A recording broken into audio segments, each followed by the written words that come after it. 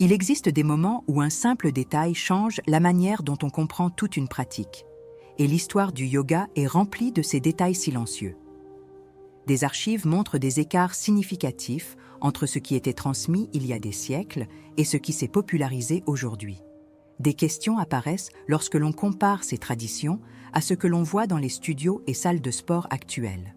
Des preuves claires indiquent que des concepts centraux ont été réduits ou oubliés au fil du temps. Une curiosité légitime naît lorsque l'on perçoit ce contraste. On ressent aussi l'impression que quelque chose d'essentiel était là depuis toujours, mais recouvert de couches modernes. Il y a donc une invitation à observer ce qui a été laissé hors du discours courant. Le solstice est né précisément pour apporter cette clarté au public qui recherche un contenu sérieux, accessible et fondé. La chaîne existe pour expliquer des thèmes spirituels et psychologiques avec précision, sans compliquer ce qui peut être dit de manière directe. L'objectif est de présenter une information organisée, utile et contextualisée afin que chacun comprenne réellement ce qu'il pratique. Dans cette vidéo, je propose quelque chose de clair et d'objectif.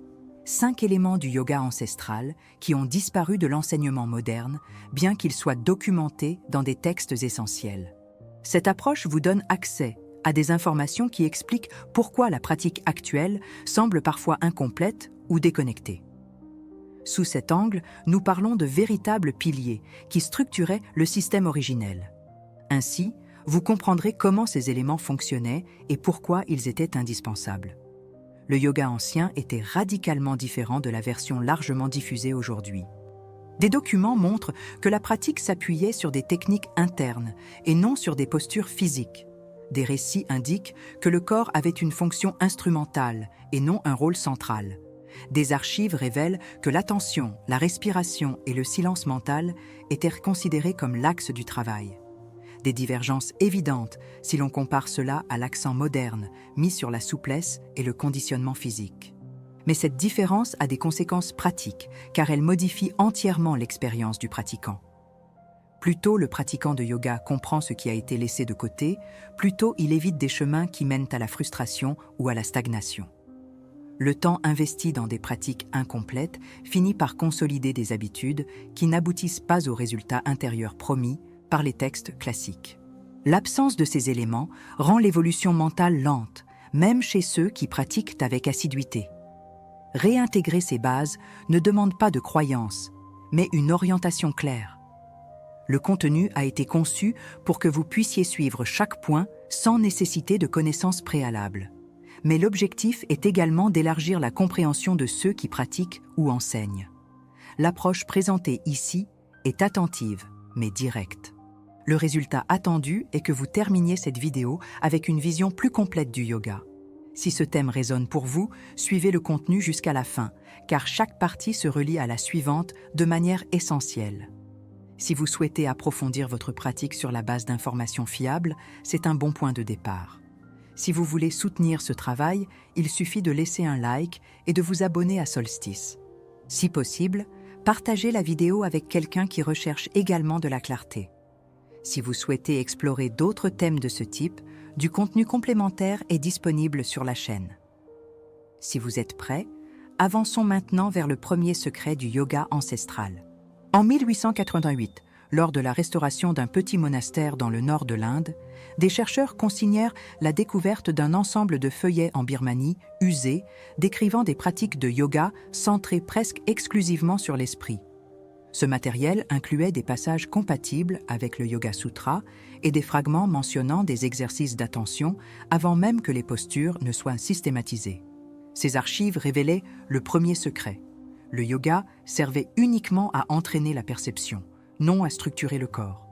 Ces détails dépeignaient un type de pratique qui exigeait le silence intérieur comme point de départ. Ces découvertes contrastaient avec l'image moderne du yoga centrée sur le mouvement et la flexibilité. Ces documents suggéraient que la discipline mentale était traitée comme la technique principale. Ces éléments formèrent la base permettant de comprendre pourquoi le premier secret avait été occulté par l'évolution historique de la pratique.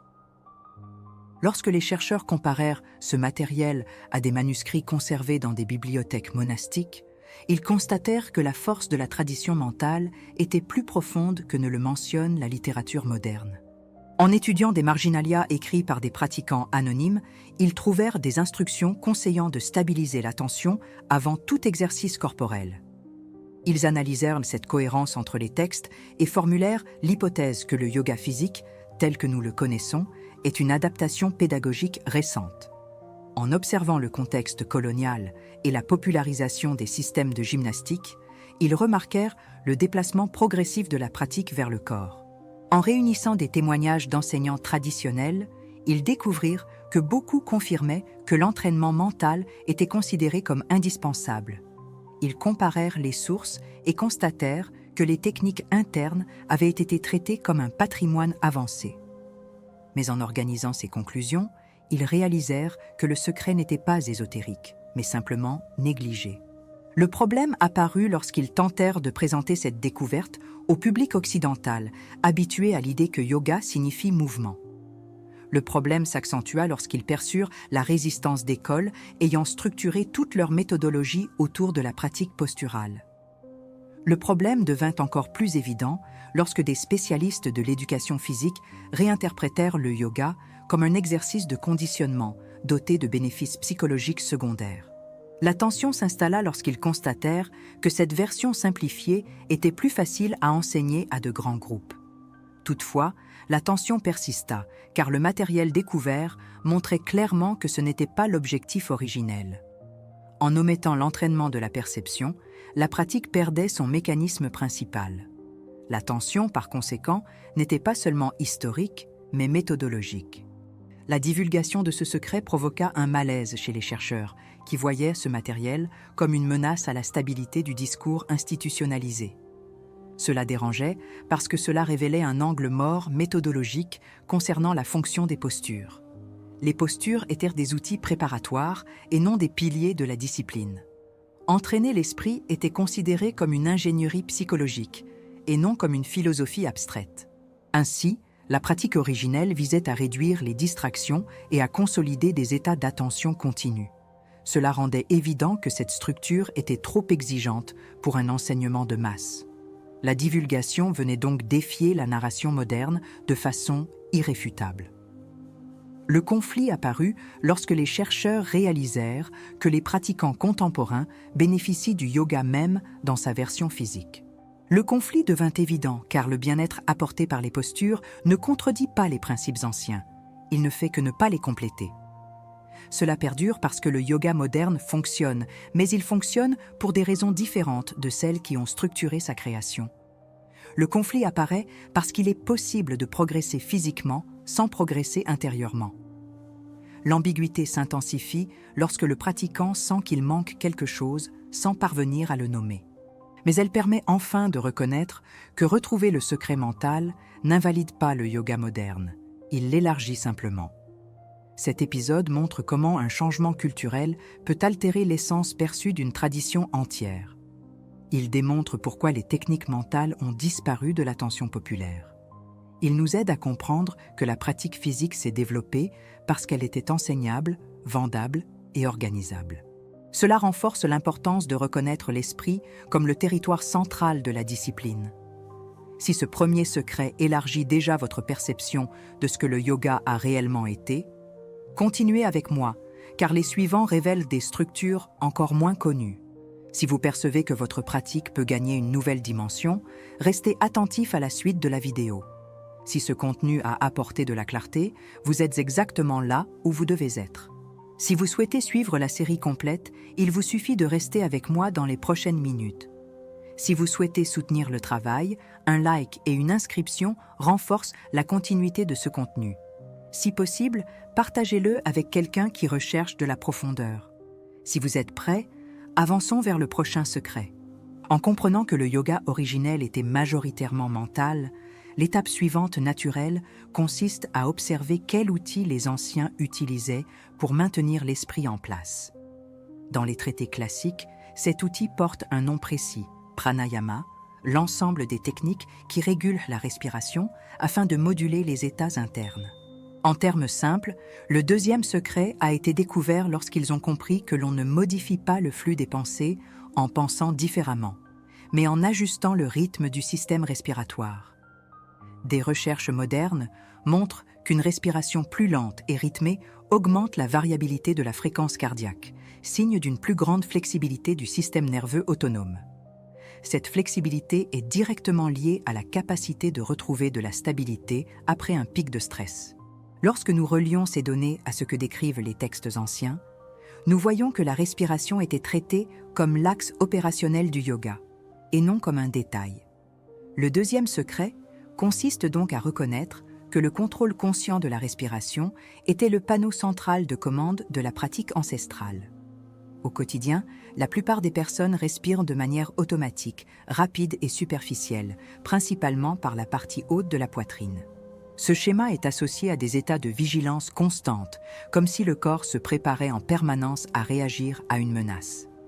Avec le temps, cette respiration accélérée renforce un cycle d'anxiété, de dispersion et de fatigue que le pratiquant interprète souvent comme une mentalité agitée. Les anciens, observant cela de manière empirique, comprirent qu'il ne suffisait pas de demander le silence intérieur. Il fallait intervenir sur le rythme respiratoire pour que le système puisse réellement ralentir. L'intuition ici est que modifier la qualité de la respiration est une manière directe d'interrompre des schémas mentaux récurrents sans entrer en conflit avec le contenu des pensées. En termes psychologiques, on agit sur la base physiologique de l'expérience et non uniquement sur la couche narrative. C'est pour cette raison que le pranayama apparaît dans les textes comme un pont entre corps, esprit et énergie, et non comme un exercice complémentaire.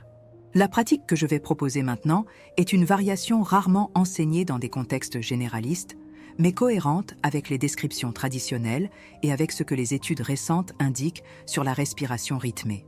Elle combine 3 éléments simples: respiration exclusivement nasale, comptage rythmé et une courte rétention d'air, en respectant toujours les limites personnelles. Asseyez-vous avec la colonne alignée, relâchez les épaules et fermez doucement les yeux, permettant à l'attention de s'ancrer dans la sensation de l'air passant par les narines. Inspirez par le nez en comptant mentalement jusqu'à 4, retenez l'air pendant 2 temps, puis expirez en comptant jusqu'à 6, en restant avec les poumons vides pendant 2 temps supplémentaires. Répétez ce cycle de 4, 2, 6, 2 pendant 5 à 10 minutes, en gardant la musculature du visage et la mâchoire aussi détendue que possible. D'un point de vue physiologique, ce schéma ralentit la respiration autour de 5 à 6 cycles par minute, une plage associée à la régulation de l'axe stress-récupération. D'un point de vue mental, il crée une structure stable pour l'attention, réduisant l'espace pour la rumination automatique. À mesure que vous stabilisez ce rythme, quelque chose d'important se produit. L'esprit cesse de suivre le moindre stimulus aléatoire et commence à orbiter autour de la comptine interne et de la sensation. Il ne s'agit pas de forcer des pensées positives, mais de réduire la marge de manœuvre permettant à des pensées dispersives de mener le processus. Avec le temps, la pratique révèle comment certains contenus mentaux perdent de leur intensité lorsque le corps ne reste plus en mode alerte permanent. Ce point est central pour le yoga ancestral, car l'observation de ses propres schémas devient plus nette lorsque le bruit physiologique diminue. En termes de mémoire épisodique, le pratiquant commence à enregistrer avec plus de précision ce qui le désorganise et ce qui le stabilise. En termes de méthodologie, la respiration cesse d'être un simple exercice de relaxation pour devenir un instrument d'investigation de l'esprit lui-même. C'est là le noyau du deuxième secret.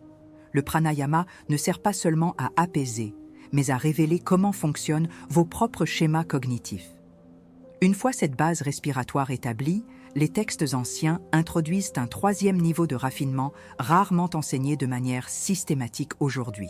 Ce niveau implique des pratiques énergétiques connues sous le nom de bandhas et mudras, qui agissent comme des sceaux corporels destinés à orienter le flux d'attention et de sensations. Le 3e secret caché du yoga. En langage contemporain, il s'agit d'ajustements subtils de tension musculaire et de focalisation interoceptive qui réorganisent la manière dont le cerveau cartographie le corps. En parallèle, la tradition décrit les nadis, canaux subtils de circulation énergétique, que l'on peut considérer comme un modèle symbolique de schéma d'activation interne. L'objectif ici n'est pas de prouver métaphysiquement les nadis, mais de reconnaître que ces pratiques produisent des effets concrets sur la posture, la respiration et l'état mental. Les maîtres anciens considéraient ces sauts comme essentiels pour éviter que l'énergie générée par le pranayama ne se dissipe. Le troisième secret, donc, est que la dimension énergétique du yoga n'était pas optionnelle, mais partie structurante de la méthode. Une manière accessible d'explorer ce principe consiste à combiner le schéma respiratoire proposé avec un léger engagement de Mula Bandha, le saut du plancher pelvien. Asseyez-vous de nouveau avec la colonne droite, reprenez le cycle de 4, 2, 6, 2 et, à la fin de l'expiration, contractez doucement la zone du périnée, comme si vous interrompiez le flux d'urine. Maintenez cette contraction légère pendant la rétention avec les poumons vides, en la relâchant progressivement au début de l'inspiration suivante. Cette coordination crée un axe interne de perception allant de la base de la colonne jusqu'au sommet de la tête. En termes neurophysiologiques, cette attention concentrée sur des régions internes profondes renforce les circuits d'interoception, favorisant une conscience corporelle plus large. En termes énergétiques, la tradition décrit ce processus comme un redéploiement de la force vitale le long d'un canal central, associé à des états de plus grande stabilité. En unissant respiration rythmée et saut énergétique, vous commencez à expérimenter en pratique le troisième secret. Le yoga agit sur des couches plus fines d'organisation interne que celles visibles en surface. La pratique énergétique était considérée fondamentale. En intégrant le deuxième et le troisième secret, il devient clair que la respiration et l'énergie ne sont pas des accessoires du yoga, mais des engrenages soutenant la transformation mentale. La pratique que vous venez de découvrir va au-delà du simple relâchement et fonctionne comme un laboratoire personnel pour observer vos propres schémas. Elle organise la base physiologique, oriente l'attention et invite à une relation plus responsable avec votre système interne. Si vous faites cette pratique régulièrement, vous commencerez à percevoir des changements non seulement sur le tapis, mais aussi dans la manière dont vous répondez au quotidien. Pour marquer cet engagement, laissez en commentaire la phrase « Je choisis de respirer avec conscience et énergie intégrée » comme rappel public de la décision que vous prenez. Et si ce contenu a fait sens pour vous, continuez à suivre la vidéo car les prochains secrets approfondissent encore davantage cette ingénierie interne du yoga ancestral. Le quatrième secret décrit le silence intérieur comme une compétence entraînée, construite par la combinaison d'une attention stable, d'une régulation respiratoire et d'une réduction progressive des stimuli. Dans la tradition ancienne, cet état représentait le fonctionnement naturel de l'esprit lorsque les interférences étaient retirées avec précision technique. Les traités affirment que le pratiquant développait cette habileté en observant la transition entre perception et réaction, réduisant graduellement les impulsions automatiques. La psychologie contemporaine identifie un processus similaire dans la capacité à différencier sensations, émotions et réponses, quelque chose de parfaitement entraînable par le biais d'un focus continu. Des pratiques taoïstes renforcent ce principe en suggérant que le centre interne devient perceptible lorsque le flux externe cesse de commander les décisions. Le silence, dans ces systèmes, n'équivaut pas à l'absence d'activité, mais à une réorganisation de l'attention à des niveaux plus profonds. C'est pour cela que la tradition le présente comme objectif structurant du yoga, et non comme un effet ponctuel. La formation de cet état dépend d'étapes agissant directement sur le système nerveux. La respiration rythmée réduit l'excitation physiologique et offre un environnement stable pour que l'esprit puisse se réorganiser. Des bandhas subtils aident le pratiquant à diriger la conscience vers des régions internes moins accessibles, augmentant la clarté interoceptive. Cet ensemble crée des conditions idéales pour percevoir comment les pensées surgissent, se développent et se dissipent sans intervention compulsive.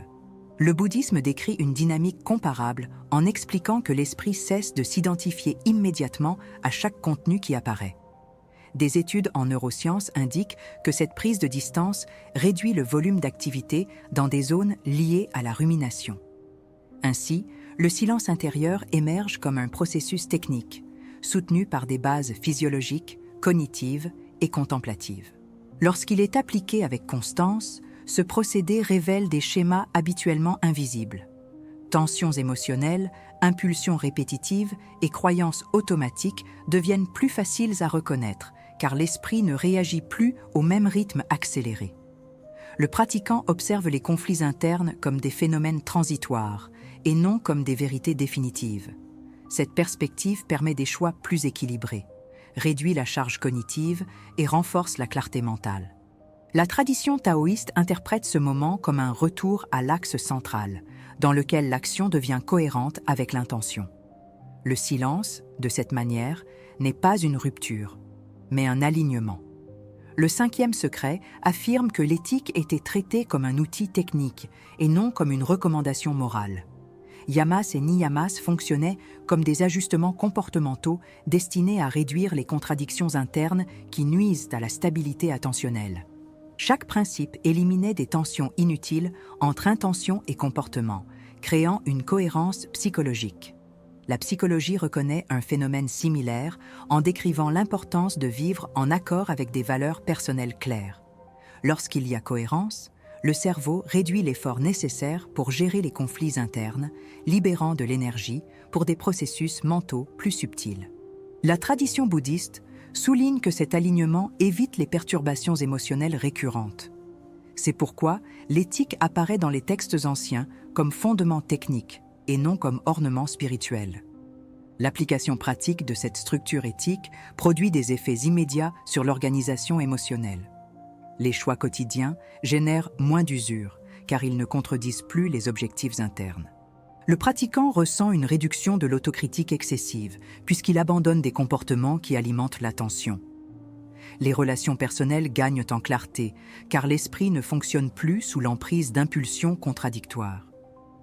Ce processus renforce la stabilité interne, laquelle soutient à son tour le silence obtenu dans la pratique méditative. Ainsi, éthique et technique deviennent les éléments d'un même mécanisme, impossible à dissocier sans affaiblir l'ensemble. Le yoga ancestral comprenait cette interdépendance comme une condition indispensable au véritable progrès.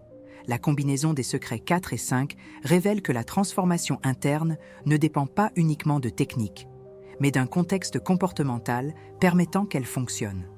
L'entraînement mental exige un corps régulé, une respiration organisée et une intention cohérente avec la pratique. Cet ensemble réduit distraction, diminue conflit et augmente la capacité de percevoir les schémas internes sans résistance. La tradition taoïste interprète ce processus comme une harmonisation entre mouvements externes et structures internes. La psychologie le décrit comme une intégration fonctionnelle entre émotion, action et attention. Cette convergence démontre que le yoga était à l'origine un système complet d'auto-transformation. La clarté de ce panorama montre que chaque secret se relie au suivant et forme un parcours cohérent. En comprenant le silence comme technique et l'éthique comme fondation, le chemin intérieur gagne structure et intention. Des perceptions autrefois confuses deviennent compréhensibles dans une logique de fonctionnement mental raffiné. Cette compréhension transforme la pratique en un processus continu et non en une activité fragmentée.